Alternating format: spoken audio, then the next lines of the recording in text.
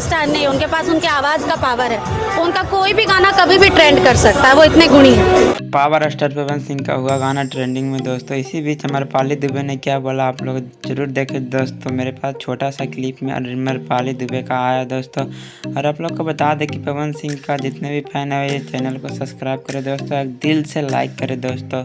और पवन सिंह के बीच में एक खेसारी लाल का सॉन्ग नहीं वायरल हो पाया दोस्तों, बाला का बात तो देदा छठी माई।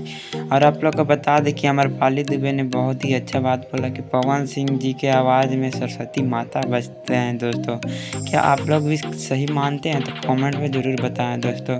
और इसी बीच ने बोला पवन सिंह का कोई गाना भी ट्रेंडिंग में जा सकता है दोस्तों। तो इसी तरह के रिलेटेड वीडियो पाने के लिए चैनल को सब्सक्राइब करें।